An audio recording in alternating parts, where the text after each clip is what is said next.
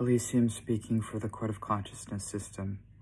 I am processing some realizations with one of the former cults that we were in. This one was an online cult, not an in-person cult. And we have realized there are areas of it that we still agree with and that we would like to redefine and perhaps posit an approach or provide a less destructive and dangerous approach to some of the ideas, because a lot of the ideas we actually think are rather inspiring and useful ideas, but the execution and some of the other implications can become very radical and very volatile and destructive and lead people away from the goal. So I'm going to talk about it. I'm going to talk about the shifting cult, and I am going to be calling it a cult. What they teach you in this idea, and it came specifically out of the 2020 pandemic, when there was a lot of young people stuck inside. And these people stuck inside had nowhere physically to go, and they felt trapped, and it was very traumatic for many people. Many people had a lot of different things going on. Many people lost loved ones to the pandemic. Many people felt isolated and trapped and stuck in during the pandemic. Many people got very, very sick, and it's still affecting people in different ways. And it's a shared generational traumatic experience, but specifically for younger people, child to teenager to young adults. Out of this time period came a new sort of philosophy that I'm gonna talk about it, and then I'm gonna talk about the dangerous parts. So the basic idea of reality shifting was teaching young people that since they can't physically escape, they can mentally escape and go wherever they want to. They can go to a replica of this world where they're not stuck inside. They can go to a storybook world or a video game world or an anime world or a cartoon, or they can create their own world to go to, or anything really that they want, that they can imagine, they can go to, is one of the ideas. And that isn't necessarily where the problem starts. And you can see, I think, just from that alone, why it was highly, highly appealing to many different people, including ourselves. The next idea, not only are you going to these other worlds in this belief system, but they believe that these other worlds are physically and literally real. So they don't think you are going inside your own mind and having these adventures and experiences within your own mind. They believe you are literally going to another physical world, and that it feels physically real, and that because it feels physically real, it must be physically real. Here's where it starts to get dangerous, and I would even say deadly, potentially, with that idea.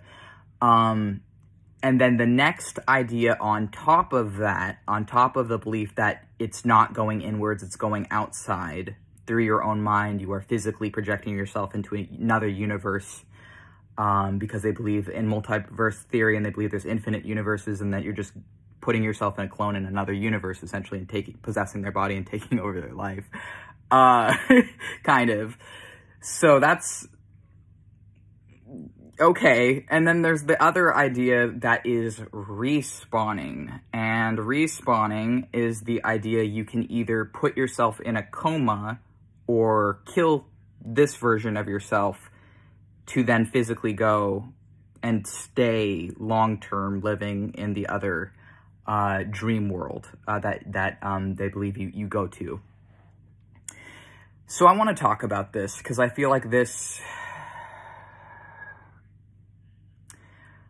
still a lot of aspects of it that I think are all right, but there's other aspects that I think are extremely dangerous. but especially since it's targeting younger people from like childhood to early 20s. When I got into this, I was still very new to witchcraft, to spirituality, to everything. I was very new. It was earlier in my craft. And more than that, I was undiagnosed with a variety of, I didn't know is what I mean. I was yet to be diagnosed because I didn't know I had it, with a variety of dissociative disabilities and other things going on that, now looking back, I understand a lot of what people are calling shifting is very similar to people with dissociative disabilities such as otherwise specified dissociative disorder or dissociative identity disorder, or some people with borderline personality disorder and some people with complex post-traumatic stress disorder, or post-traumatic stress disorder are able to dissociate and have vivid, lifelike inner worlds that feel real, but can become dangerous when in some ways. And so I think actually that what people are describing is, as a DID system, not different or dissimilar to what I do, where I used to, when I was part of this cult, see it as shifting. Now I see it as there is a mental model in my mind of an incredibly complex and advanced inner world that, from a spiritual perspective, I would call that a soulscape. And from the mental psychological perspective, I would call that a headspace, which is system terminology for DID systems. But from another psychological perspective, I would call it sort of a fantasy or inner world that is mental, but still feels real. Or can feel real. There's different levels of that. If you're there in a lucid dream, it's going to feel potentially indistinguishable from reality. If you're there in a vivid daydream, again, it can potentially feel indistinguishable from reality. And I think what people are actually doing is dissociating from their, and they see it as they're going outwardly. I see it as they're going inwardly. And here is why. When I approached it from the position of you can project yourself outwardly and you're not going inwardly, literally what that did was, because I was very obsessed with the Half-Life video games at the time. We were incredibly obsessed. Multiple of us were obsessed with the G-Man from Half-Life, and we saw them as sort of a protective figure, and a savior figure. And also we saw them as similar to the Demiurge, Samael, and the Grim Reaper, which later, when we stopped really needing that video game character in our life, we just switched to, to the spiritual perspective of following those people instead. But while we were obsessed with the Half-Life video games, we were incredibly in love and very obsessed with the G-Man from Half-Life. And essentially what we now recognize looking back is we were repeatedly playing those video games over and over and over again as a coping mechanism for our complex post-traumatic stress. And we were using it as sort of a coping mechanism for a history of abuse, a history of parental abuse and neglect, and being sent away, being mistreated by family, and also being sexually groomed by a predatory man in our teenage years, from late teens to early 20s. And other things, other wounds inside of us, all of it, we were just focusing on these video games, these violent shooter video games, and exploring our PTSD with these video games as a coping mechanism. Because the Half-Life video games, they're very violent, they're very volatile, and they're this huge space drama, essentially. And those video games felt exactly like symbolically what I was experiencing on the inside. It felt like what it was showing on the outside is how I felt on the inside. Like this giant cosmic war was going on inside of me, is really how I felt. And so through this cult, the shifting cult, and the reality shifters say you can really go there. And what I wanted to do is I wanted the G-Man from Half-Life to save me. I wanted the G-Man from Half-Life to save me from my PTSD, to save me from my trauma, to save me from my abusive family of origin, to save me from the person who groomed me and other things, and to be my protector and lover instead.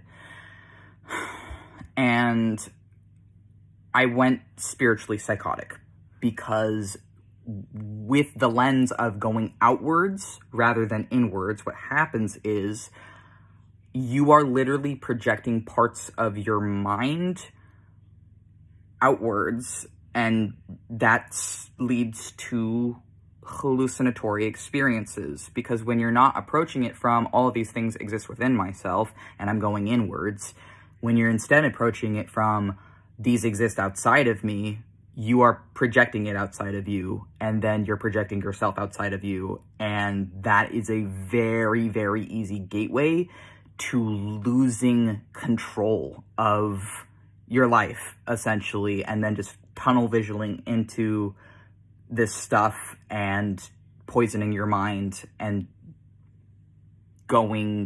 being driven to instability and a state of chaos, of unstable chaos. And that's what happened to us. And I don't agree with, because a lot of people, they use spiritual psychosis super fucking loosely, and they're like, oh, you know, if you're talking to spirits at all, if you're doing any witchcraft, you're psychotic. I don't agree with that, and also I do not approve of using psychosis in a derogatory way, because all that is demeaning, dehumanization, and ableism.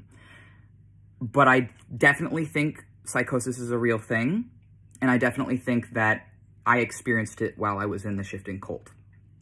And I think that all of those experiences have definitely directly influenced my path as a wizard, and also influenced where I am today because of the pain earlier on experienced. And I think that the problem comes when it starts hurting and you're still doing it. And we were very stubborn with, we knew it was hurting us to be doing these different things. It was hurting our mind, it was hurting our body, it was hurting us. And we kept doing it because we were addicted to it. And we were addicted to the feelings, and it became incredibly destructive and volatile.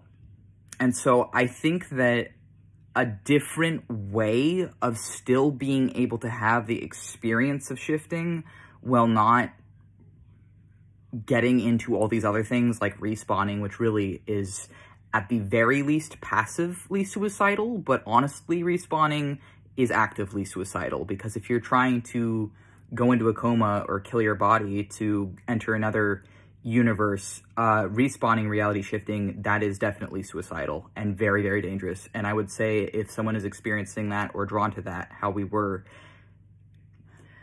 I'm trying to be very kind with my words, but you are very deeply sick. And I don't mean that as an insult. It is not an insult. I'm not trying to insult you with that, but you are hurt. You are seriously hurt. And I know that you may feel like there's no other solution, and there might not be means to getting other solutions for you right now. I know a lot of people, they're very selfish and ignorant, and they assume that getting medical treatment is just easy, or that going to therapy is just easy. It's not. And I understand it's not. I understand so many of us cannot afford actual medical help. Literally cannot afford it. I can't afford it. I still need a lot of help, and I literally cannot afford it, you know. And I think that in and of itself is a perfectly valid reason for being drawn to a lot of these things, because people do not understand, they do not factor in that component of a lot of the people in these things are highly, highly vulnerable people who have no external support in the ways that would actually help us to get out of these things. And so I deeply empathize with that experience, because I was there. And I was drawn to reality shifting really hardcore, both before and after I was disowned as well. And it was skewed over or sort of combined with other actual legitimate spiritual experiences that I was having at that time. And it's definitely skewed a lot. So I want to posit an alternative view to reality shifting and astral projection and these other things that are similar and that are overlaid. Instead of believing that you are literally going to another world outside of you that is real, I want you to try and start to see it as you are creating a world inside of yourself that can be real for you, but it's not real for necessarily other people or anyone else. It is real for you, and that's okay, and it exists within yourself, and that is okay. And I think even just changing it to that view alone could potentially help someone, because changing it to that view really helped me. And then instead of seeing it as I'm trying to go to this place is already a mental thing that exists within your own mind, your own brain, and instead of really going there, it's more like you're moving your senses and perception of self more and more into being there.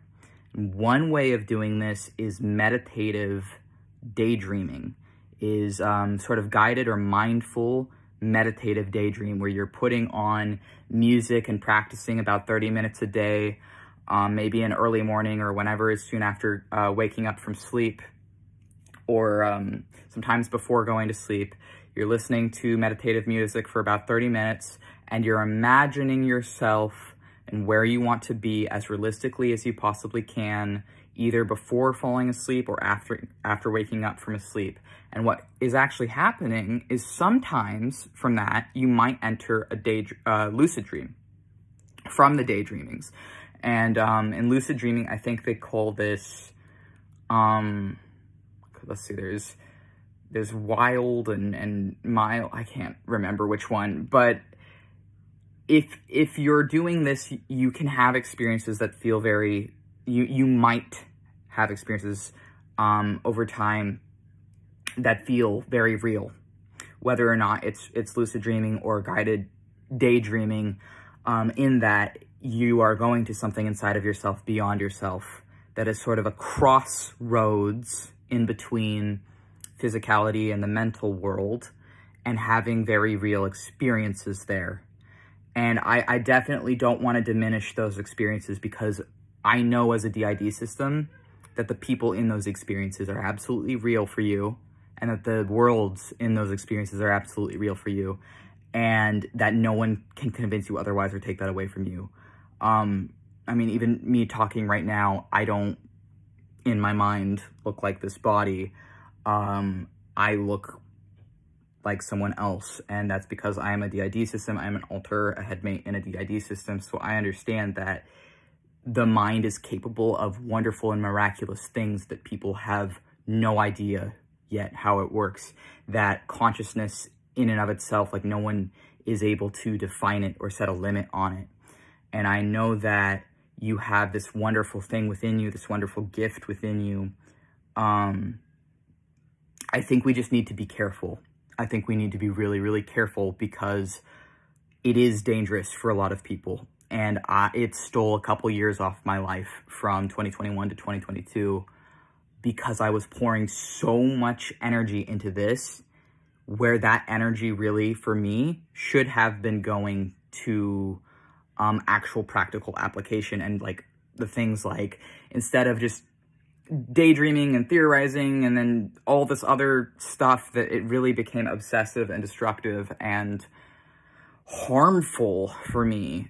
If I had focused more on lucid dreaming and meditation and guided meditation and mindful meditation through that, I think I could have had more of those experiences sooner. And I think if I could have had more realistic experiences sooner, and I think I would have had healthier experiences sooner.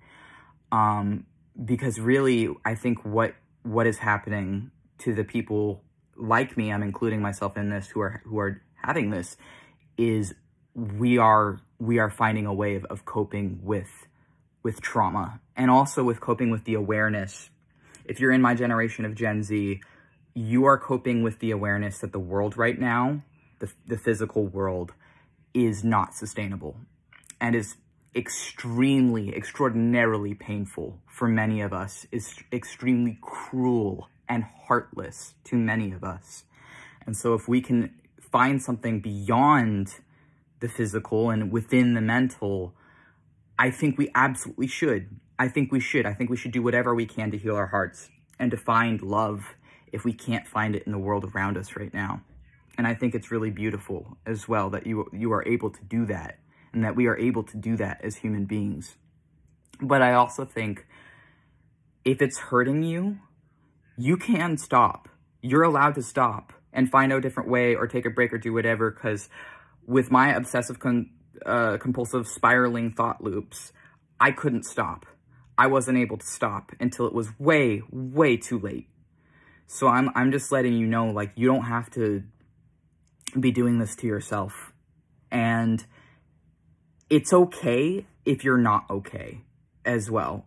It's okay if you're doing this because everything around you is hell right now. And I want you to know you're not alone, and that it can get better and you can make it through this. And it's also okay if after this you don't stop feeling like these people and these places are still real for you. That's all right. And that isn't necessarily psychotic either. But if it starts hurting you or hurting your relationship with those around you, or if it's directly hurting you and you know it's hurting you, you can stop. You don't have to be doing it. And you can find other means of fulfilling the same urges and needs. Thank you.